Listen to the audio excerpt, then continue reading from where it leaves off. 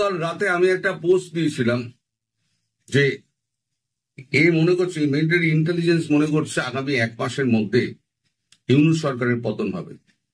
আমি যে খবরটা পেয়েছিলাম তার ভেতরে ভেতরে আরো কিছু খবর রয়েছে, অন্তর্নিহিত কিছু খবর রয়েছে। সবকিছু আমি আপনাদেরকে বলতে পারবো না, কিন্তু আজকে আনন্দবাজার কাগজের যে খবরটা বেরিয়েছে সেই খবরটা কিছুটা ইঙ্গিতবাহী, এবং আমার ওই খবরটাকে মানে যে পোস্টটা আমি করেছি সেই পোস্টটাকে সমর্থন করে। এই যে লম্বা দেখছেন খবরটা আছে, বাংলাদেশে কি ইসলামিক বাহিনীর প্রস্তুতি, বহু লম্বা খবর। তো এই খবরটার ক্যারি ওভার যেটা হয়েছে 7 পাতায়, আমি শুধু সেই অংশটা পড়ছি, সেই অংশটা একটু শুনুন মন দিয়ে। বাংলাদেশ সেনাবাহিনীর এক প্রাক্তন লেফটেন্যান্ট অফিসার নাম না প্রকাশ করার শর্তে বলেছেন, সেনার বিভিন্ন ঊর্ধ্বতন অফিসারের বিরুদ্ধে আইনি ব্যবস্থা নেওয়া হচ্ছে। একদিকে সেনাবাহিনীকে প্রশ্নবিদ্ধ করে দুর্বল করার ষড়যন্ত্র হচ্ছে, তেমনি মিলিশিয়া তৈরির সামন্তরাল চেষ্টা চলছে, অনেকটা ইরানের ইসলামিক রেভলিউশনারি গার্ডের কোরের মতো। বাংলাদেশকে এই ঠ্যাঙাড়ে বাহিনী দিয়ে ইসলামিক রাষ্ট্রে পরিণত করার চেষ্টা হতে পারে। এই প্রক্রিয়ায় ভারতের উদ্বিগ্ন হওয়ার যথেষ্ট কারণ রয়েছে বলে মনে করছেন কূটনীতিকদের একাংশ। তারা মনে করিয়ে দিচ্ছেন, সম্প্রতি নিউ ইয়র্কে জামায়াত ইসলামী নেতা সৈয়দ আবদুল্লাহ মোহাম্মদ তাহের বলেছেন যে 50 লক্ষ জামায়াত যুবা ভারতের বিরুদ্ধে লড়াই করার জন্য প্রস্তুত। ভারত যদি বাংলাদেশে প্রবেশ করে তাহলে ওই 50 লক্ষের একাংশ গেরিলা যুদ্ধ করবে, বাকি ভারতের বিভিন্ন ভেতরে ছড়িয়ে গাজওয়ায়ে হিন্দ ভারত বিজয় কার্যকরের চেষ্টা করবে। অতএব যদি সত্যি ওই ইসলামী সশস্ত্র বাহিনী বাংলাদেশে তৈরি হয়, তাহলে ভারত সীমান্তে উত্তেজনা এবং ভারতের ভিতরে উগ্রপন্থী কার্যকলাপ বৃদ্ধির সম্ভাবনা উড়িয়ে দিচ্ছেন না কূটনীতিকরা। এখানে কূটনীতিক বলা হচ্ছে, আসলে কূটনীতিক নয়, এটা হচ্ছে মিলিটারি ইন্টেলিজেন্স যেটা বলছে, কূটনীতিকদের নাম করে এটা চালিয়ে দেওয়া হয়েছে। অনেকটা এই ধরনের খবরই আমি গতকাল পেয়েছি, আজকে দেখছি এই ধরনের খবরই একটা কাগজে বেরিয়ে গেছে। তো আমার বলতে তাহলে আমার সুবিধে হলো। এখন এই যে চক্রান্তটা হচ্ছে না, এই চক্রান্তটা আমি আগের ভিডিওতে বলেছি যে এই চক্রান্তের পিছনে কিন্তু রয়েছে ডিপ স্টেট। ডিপ স্টেটের শিকড় এত গভীরে আছে, সেই ডিপ স্টেটকে একেবারে উকড়ে ফেলা কারোর পক্ষে সম্ভব নয়, ভারতের পক্ষে তো সম্ভবই নয়। ভারতে তার সঙ্গে লড়তে হবে। এই যে জামায়াতি ইসলামী এখন ক্ষমতা দখলের জন্য এখন উঠে পড়ে লেগেছে। এখন ডক্টর ইউনূসের হাতে কিন্তু সরকার নেই, সরকার পুরো গিলে নিয়েছে জামায়াত ইসলামী।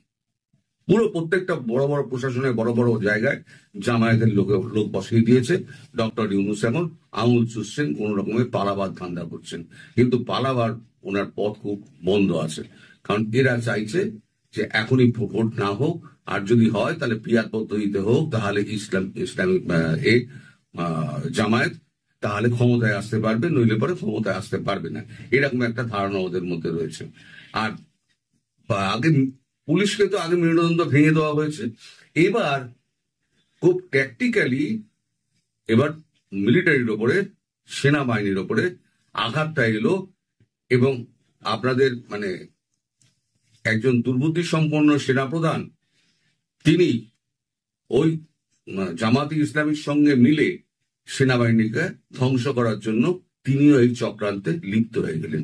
এখন দেশের শত্রু যদি দেশের মধ্যে গড়ে ওঠে, এবং কোন শত্রু, যারা দেশকে রাষ্ট্রকে রক্ষা করবে, তারা যদি রাষ্ট্রের শত্রু হয়ে যায়, তাহলে রাষ্ট্র বাঁচবে কি করে?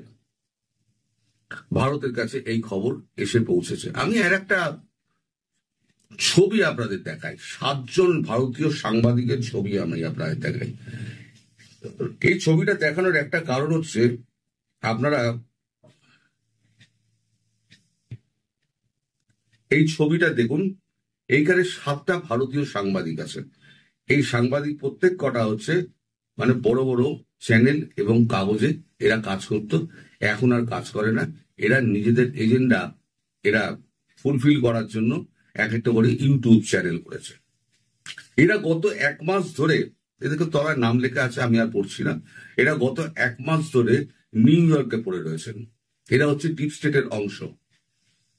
এরা কি করে, ধরুন ইউটিউব ডিপ স্টেটের মধ্যে আছে, এক্স আগে ছিল, ইলন মাস্ক নিয়ে নেওয়ার পরে এক্স আর ডিপ স্টেটের মধ্যে নেই। এরা কি করে, মানে ইউটিউবের যারা রয়েছে, কর্তা রয়েছে, তাদের সঙ্গে এরা বসে, বিভিন্ন সমাজ মাধ্যমের যে কর্তাগুলো রয়েছে তাদের সঙ্গে বসে এই রেকমেন্ডেশন, যারা ভারতবর্ষের হয়ে মানে কথা বলছে তাদের রেকমেন্ডেশনটা কমিয়ে দেয়। ইদানিংকালে গত 4 মাস ধরে দেখছেন যে আমার রেকমেন্ডেশন অনেক কমে গেছে। তার এটাই কারণ হচ্ছে ইউটিউব রেকমেন্ড করছে না, তাদেরকে দিয়ে করানো হচ্ছে। এখন ইউটিউবকেও তো করে খেতে হবে, সে তো হচ্ছে একটা মানে মার্কিন কোম্পানি, মার্কিন সরকার যদি তার পেছনে লেগে যায় সে ব্যবসাটা করবে কি করে? ফলে তাকেও কিন্তু বাধ্য হয়ে এই কাজগুলো করতে হয়। আমি বলছি না ইউটিউব এর ডিপ স্টেটের অংশ, কখনোই নয়, কিন্তু এখন যারা আপনাদের দেশে রয়েছেন, যারা এই জামাত, বিএনপি এদের অংশ নয়, আওয়ামী লীগের অংশ, যারা এখনো সরকারে রয়েছে, পুরো তো পরিষ্কার করতে পারেনি, কিছু আওয়ামী লীগের লোকজন সরকারে রয়েছে, তারা না চাইলেও তাদেরকে কিন্তু এই সরকারের হয়েই কাজ করতে হচ্ছে। তেমনি ইউটিউবকেও সে একইভাবে কাজ করতে হচ্ছে। এই যে এই 7 জনকে দেখলেন, এই 7 জন আপনার শুধু ইউটিউব চালিয়ে এরা রোজগার করে। এখন 1 মাস ধরে আমেরিকায় হোটেলে থেকে ঘোরাফেরা করে খরচাপাতি বহন করছে কে? একটা তো প্রশ্ন উঠবে যে এই যে এত খরচ, সেই খরচ যোগাচ্ছে কে? খরচটা যোগাচ্ছে হচ্ছে আমাদের ডিপ স্টেট। এদের কাজ হচ্ছে নরেন্দ্র মোদীকে গদিচ্যুত করো, যে কোনো প্রকারে হোক নরেন্দ্র মোদীকে গদিচ্যুত করো। শুধু এরা নয়, আমাদের ভারতবর্ষে বসে কিছু কিছু লোক দেখবেন, কিছু কিছু সাংবাদিক আপনাদের এতে উপস্থিত হন, আলোচনায় উপস্থিত হন। আপনারা সবাইকে রাজনৈতিক বিশ্লেষক করে দিয়েছেন, সবাই উপস্থিত হন। উপস্থিত হয়ে তারা এমন একটা ভাব দেখান যে একেবারে ট্রাম্পের সঙ্গে মোদির বন্ধুত্ব তৈরি হয়ে গেছে। বন্ধুত্ব যদি একেবারে মানে 3-4টে বৈঠকও হয়ে গিয়েছে, 3-4 বার কল হয়ে গিয়েছে, তাদের সঙ্গে কথাবার্তা হয়ে গিয়েছে, এখন ট্রেড ডিল হয়ে গেল বলে এই সমস্ত প্রচার করে যাচ্ছে। তারাও কিন্তু হচ্ছে এই ডিপ স্টেটের অংশ। কেউ দেশে বসে করছে, কেউ বিদেশে গিয়ে কন্ট্রোল করছে। যারা বিদেশে গিয়ে কন্ট্রোল করে তারা হচ্ছে বড় সাংবাদিক, আর যারা দেশে বসে কন্ট্রোল করছে তারা হচ্ছে ছোট সাংবাদিক। এখন আপনারা বলতে পারেন যে আপনি কি করে বলছেন? আমার কাছে যে খবর আসেনি, আমার কাছে যে মানে এরকম অফার আসেনি, আপনি কি বলতে পারেন? আমি হ্যাঁ বলবো না, কিন্তু আমি আমার কথা বলে যাই। আমি দেশকে ভালোবাসি, দেশের কথা বলে যাই। আমি বাংলাদেশকে ভালোবাসি, বাংলাদেশের কথা বলে যাই। বাংলাদেশের স্বাধীনতা ভারতবর্ষ এনে দিয়েছিল 4068 সৈনিকের শহীদের মাধ্যমে, এবং বাংলাদেশে 30 লক্ষ মহিলা যুবক যারা আছে তাদের মৃতদেহের ওপর দিয়ে রক্তস্নাত একটা বিপ্লবের মধ্যে দিয়ে বাংলাদেশের স্বাধীনতা এসেছিল। সেই বাংলাদেশের পক্ষে আমি কথা বলি। আমার কণ্ঠরোধ করার অনেক রকম চেষ্টা হয়েছে। একবার ভিউজ তো 16,000-এ নেমে গেছিল, তারপর সেখান থেকে আস্তে আস্তে উঠে এখন 50-60 কোনো মতে পেরোয়, কোনোদিন পেরোয় না, কারণ রেকমেন্ডেশন করা হয় না। আর যারা এই সমস্ত কথা বলেন, আপনারা কিন্তু তাদের ভিডিও 2 লাখ 2.5 লাখ দেখেন, দেখে আপনারা ভাবেন ওরাই সত্যি কথা বলছে, আর এই যে তরুণ ঘোষ কথাটা যেটা বলছে সেটা হচ্ছে মিথ্যে কথা। আসলে যেটা হবে যে এন্ড অফ দ্য ডে সত্যকে কিন্তু চাপা যায় না। আজকে আমি সত্যের জন্য লড়াই করছি, আমার ভিউজ কমে গেছে, আমার কিছু যায় আসে না, কারণ ইউটিউবের পয়সায় আমি খেয়ে পড়ে বেঁচে থাকি না। ফলে আমার ভিউজ কমলো না ভিউজ বাড়লো তাতে আমার কিছু এসে যায় না। আমি দেশের জন্য কাজ করি, আমি বাংলাদেশের স্বাধীনতার পক্ষে কাজ করি, এবং বাংলাদেশের স্বাধীনতার পক্ষে আজীবন লড়ে যাব। তাই এই যে সমস্ত আমি বললাম, এই যে ডিপ স্টেটের অংশ যাদেরকে বললাম, এরাই কিন্তু বাংলাদেশের মানুষকে ভুল বোঝাচ্ছে। ট্রাম্পের সঙ্গে মোদির বৈঠক কি হয়েছে না হয়েছে আপনারা সব জানেন, আপনাদের কাগজে কি বেরোয় না বেরোয় আমি জানি না, কিন্তু আপনারা বুদ্ধিমান মানুষ, বিবেচক মানুষ, আপনারা সব জানেন। ট্রাম্প এশিয়ান সামিট এড়িয়ে গেলেন। কেন এড়িয়ে গেলেন? উনি ট্রাম্পের মুখোমুখি হবেন না, ট্রাম্পের ওপর একটা প্রেশার রাখছেন। ট্রাম্প নিজে বলছে 15-16% আমি শুল্ক নামিয়ে চলে আসছি। ভারত কোনো কথা বলেছে? একবারে বলেছে? হ্যাঁ, আমি বলেছি আলোচনা চলছে, আলোচনা অনন্তকাল ধরে চলে, কিন্তু সিদ্ধান্ত কোথায়? সিদ্ধান্ত তো কাগজে কলমে হবে, সেই কাগজে কলমে সিদ্ধান্ত কিন্তু হচ্ছে না। এবং ভারতবর্ষ একই জায়গায় দাঁড়িয়ে আছে যে ওই ট্রেড ডিলও হবে না, এই আপনাদের কৃষিজাত পণ্য বাজার খুলে দেওয়া হবে না, দুগ্ধজাত পণ্যের বাজার খুলে দেওয়া হবে না। যদি হ্যাঁ দরকার হলে আমি তোমার থেকে একটু বেশি তেল নিতে পারি, রাশিয়া থেকে তেল একটু কমাতে পারি, কিন্তু বন্ধ আমরা করব না। কারণ রাশিয়ার সঙ্গে আমাদের সম্পর্ক 1971 সালের আগে থেকে, ব্রেজনেভের আমলের আগে থেকে। তাই আমেরিকার বর্তমান অবস্থা সম্পর্কে যাই হোক না কেন, আমরা আমেরিকার মানে পদতলে আমরা পদলেহন করব না। এখন আপনারা বলবেন যে ইন্টেলিজেন্স তাহলে কি করবে? দেখুন, ভারতের ঘোষিত নীতি আছে, সিঁদুরের সময় যে বাংলাদেশের বা ভারতবর্ষের ওপরে যদি কোন রকম আঘাত আসে, সার্বভৌমত্ব এবং অখণ্ডতা বজায় রাখতে হয়, তাহলে ভারতবর্ষ আক্রমণ করতে দ্বিধাবোধ করবে না। এতদিন এটা আমি বলে যাচ্ছিলাম। এবার যখন মিলিটারি ইন্টেলিজেন্স বলছে যে আগামী 1 মাসের মধ্যে কিছু একটা হবে, তাহলে জানবেন যে ভেতরে ভেতরে সব ছক রেডি করা হয়ে গেছে। এইবার শুধু অ্যাকশনের পালা। সেটা কবে হবে আমি বলতে পারি না। তবে যখন ভারতবর্ষকে ঘিরে যে ভারতবর্ষ পেটের মধ্যে রাষ্ট্রটা আছে, সেখানে যদি একটা সন্ত্রাস বাহিনী গড়ে ওঠে, তাহলে ভারতবর্ষ কি স্থির থাকবে? সুস্থির থাকবে? ভারতবর্ষ অস্থির হবে। ভারতবর্ষ নিজের রাষ্ট্রকে কখনো অস্থির করতে চাইবে না। দরকার হলে সেই রাষ্ট্র যেটা মানে অস্থির হয়ে রয়েছে, সেই রাষ্ট্রকে মেরে ঠান্ডা করে দাও, গাজা বানিয়ে দাও, অনেক ভালো। আবার নতুন করে তৈরি হোক। হ্যাঁ, অনেক প্রাণ নষ্ট হবে, অনেক রক্তপাত হবে, অনেক ক্ষয়ক্ষতি হবে, কিন্তু এটা হচ্ছে একটা শেষ রাস্তা। এছাড়া এই ভারত বিরোধী জিহাদি যারা আছে তাদেরকে শায়েস্তা করার অন্য কোনো পথ নেই। আজকে আমি সব আপনাদের দেখিয়ে দিলাম। আমাদের ডিপ স্টেটের ভারতবর্ষে কোন কোন রয়েছে, মানে বিদেশে রয়েছে, তারা কি কাজ করছে তাও আমি বলে দিলাম। এবং আমাদের দেশে যারা আছে তারা কি কি বলে বেড়াচ্ছে আপনাদেরকে ভুল বোঝানোর জন্য, সেটাও আমি বলে দিলাম। বিশ্লেষণ করার বোঝার ব্যাপার। আপনারা বুঝে নেবেন কোনটা সত্যি, কোনটা মিথ্যে, কোনটা ঠিক, কোনটা বেঠিক। সবাই ভালো থাকবেন। 1 বছর নীরব থাকার পর হঠাৎ মুখ খুললেন সাবেক প্রধানমন্ত্রী শেখ হাসিনার ছেলে সজীব ওয়াজেদ জয়। বললেন আওয়ামী লীগকে বাদ দিয়ে নির্বাচন হবে ভাওতাবাজি। এই একটি বাক্য যেন ঝড় তুলেছে ঢাকায়, দিল্লিতে আর ওয়াশিংটনে। তিনি কেন এখন কথা বললেন? এটি কি শুধু রাজনৈতিক মন্তব্য, নাকি মায়ের রাজনীতিতে ফিরে আসার সংকেত? জয় আসলে কি বলতে চেয়েছেন? আন্তর্জাতিক গণমাধ্যমকে দেওয়া এই সাক্ষাৎকারের পেছনে রাজনৈতিক হিসাবটাই বা কি?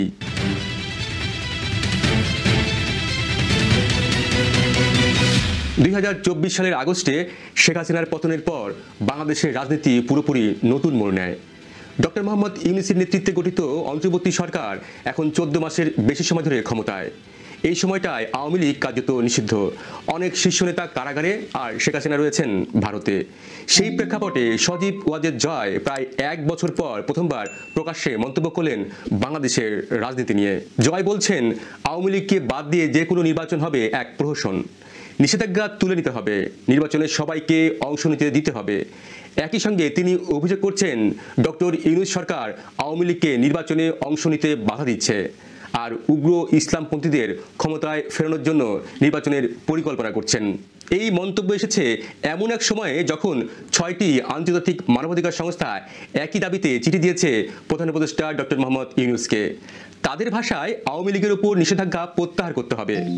হঠাৎ জয় যখন কথা বলছেন, তখন আন্তর্জাতিক চাপের তরঙ্গ আগেই তৈরি হয়েছে।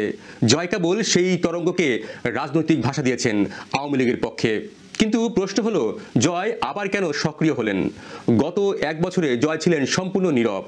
আওয়ামী লীগের নেতৃত্ব যখন একে একে গ্রেপ্তার হচ্ছেন শেখ হাসিনা আড়ালে, তখন জয় ছিলেন যুক্তরাষ্ট্রে। তবে দলের ভেতর থেকেই চাপ ছিল জয় এবং পুতুল যেন আবার প্রকাশ্যে আসেন, এবং এবারের সাক্ষাৎকারের পর সেই যেন চাপ খানিকটা সাড়া পেয়েছে।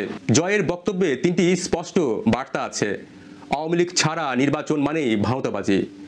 ডক্টর ইউনূস সরকার রাজনৈতিক প্রতিহিংসা করছে এবং ইসলামপন্থীদের উত্থান ঘটছে, যা বাংলাদেশের ভবিষ্যতের জন্য বিপজ্জনক। জয়ের ভাষায়, যদি আওয়ামী লীগকে নির্বাচনে অংশ নিতে না দেওয়া হয়, সেই নির্বাচন হবে অর্থহীন। এর মানে তিনি সরাসরি বর্তমান সরকারের নির্বাচনী প্রক্রিয়ার বৈধতা নিয়ে প্রশ্ন করেছেন। একই সঙ্গে তিনি ইঙ্গিত দিচ্ছেন আওয়ামী লীগ এখনও রাজনৈতিক মঞ্চে ফিরে আসার প্রস্তুতি নিচ্ছে।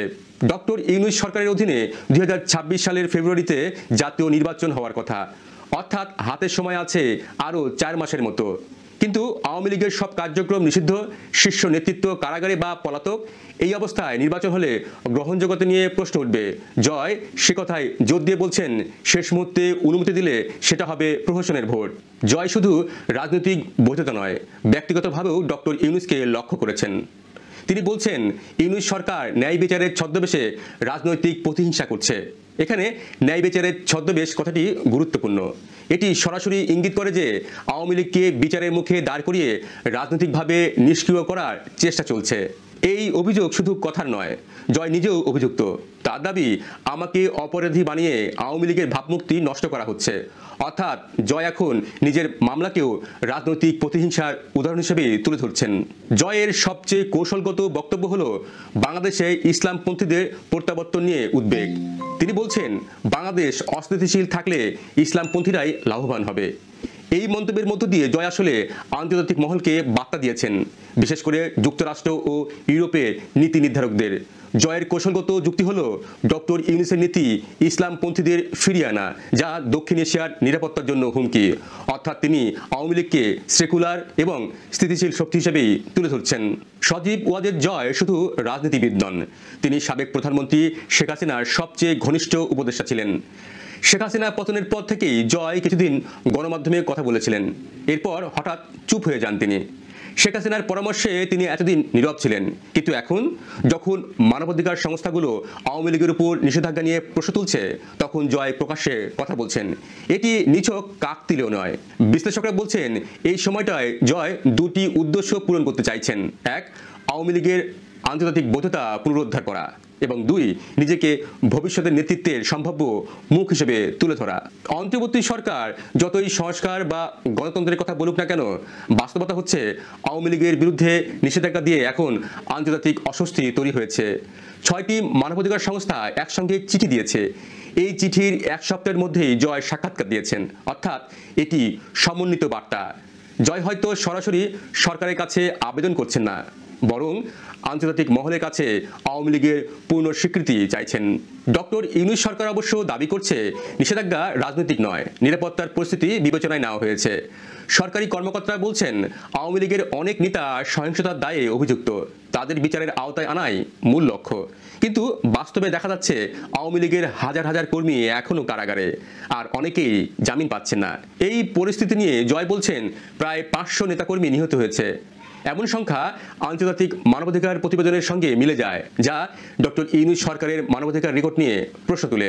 বাংলাদেশের রাজনৈতিক ইতিহাস বলছে, যখনই কোনো বড় দলকে নির্বাচনের বাইরে রাখা হয়, সেটি কখনোই স্থিতিশীল ফল দেয় না। 1996 সালে 15ই ফেব্রুয়ারি নির্বাচনে আওয়ামী লীগের বয়কটের কারণে সেই নির্বাচন যেমন ব্যর্থ হয়েছিল, তেমনি 2024 সালে বিএনপি বর্জিত নির্বাচনেও আন্তর্জাতিকভাবে প্রশ্নবিদ্ধ হয়। আজ 2025 সালে সেই একই অবস্থার পুনরাবৃত্তি হচ্ছে। তফাৎ শুধু এবার আওয়ামী লীগ নির্বাচনের বাইরে। জয় তাই বলতে চাচ্ছেন, যদি অংশগ্রহণমূলক নির্বাচন না হয়, তবে দেশে স্থিতিশীলতা থাকবে না। জয় যখন বলেন ইউনূস সরকার ইসলামপন্থীদের ক্ষমতায় আনছে, তখন সেটি শুধু ধর্মীয় প্রশ্ন নয়, বরং রাজনৈতিক বৈধতার প্রশ্ন। কারণ ইউনূস সরকার পশ্চিমার সমর্থন পেলেও মাঠে তাদের রাজনৈতিক ভিত্তি দুর্বল। অন্যদিকে আওয়ামী লীগের তৃণমূল শক্তি এবং সংগঠন আজও টিকে আছে। এই শক্তিকে জয় পুনরুজ্জীবিত করতে চাইছেন। এই সাক্ষাৎকারের পর আন্তর্জাতিক গণমাধ্যমে প্রতিক্রিয়া ইতিমধ্যে শুরু হয়েছে। রয়টার্স, ওয়াশিংটন পোস্ট, পিটিআই সবাই জয়ের মন্তব্যকে সিগনিফিকেন্ট পলিটিক্যাল কামব্যাক হিসেবে বর্ণনা করেছে। বিশ্লেষকদের ধারণা, যদি অন্তর্বর্তী সরকার আন্তর্জাতিক চাপে পড়ে, তাহলে আওয়ামী লীগের উপর থেকে নিষেধাজ্ঞা তুলে নেওয়া হতে পারে নির্বাচনের আগেই। এটি হলে রাজনৈতিক মাঠ অনেকটাই বদলে যাবে। সবাই এখন প্রশ্ন করছে, শেখ হাসিনা কি দেশে ফিরবেন? দিল্লিতে শেখ হাসিনা এখনও রাজনৈতিকভাবে সক্রিয়। নিয়মিত বৈঠক করছেন দলের নেতাদের সঙ্গে। নয়াদিল্লির সিনিয়র সাংবাদিক গৌতম লাহিড়ী জানিয়েছেন, সাবেক সংসদ সদস্যের সঙ্গে শেখ হাসিনা নিয়মিত বৈঠক করছেন। তিনি পরবর্তী নির্বাচনের প্রার্থী তালিকা নিয়েও আলোচনা করছেন। অর্থাৎ আওয়ামী লীগ হয়তো নীরবে নির্বাচনের প্রস্তুতি নিচ্ছে, আর জয় সেই প্রস্তুতির রাজনৈতিক বার্তা দিলেন জনসমক্ষে। বাংলাদেশের রাজনীতিতে এখন প্রতিটি পদক্ষেপ নতুন বাস্তবতা তৈরি করছে। একদিকে ডক্টর ইউনূসের সরকার সংস্কারের কথা বলছে, অন্যদিকে আওয়ামী লীগ ফিরে আসার দাবি তুলছে। এই দুয়ের সংঘাতই নির্ধারণ করবে 2026 সালে নির্বাচন আসলে গণতন্ত্রের পুনর্জন্ম হবে নাকি নতুন এক বিতর্কিত ইতিহাস লিখবে। জয়ের সাক্ষাৎকার সেই প্রশ্নটাকেই সামনে এনেছে। সজীব ওয়াজেদ জয় বলছেন, নিষেধাজ্ঞা তুলে নিতে হবে, সবাইকে সুযোগ দিতে হবে। কিন্তু প্রধান উপদেষ্টা ডক্টর ইউনূস কি তাতে সাড়া দেবেন? জানান আপনার মতামত।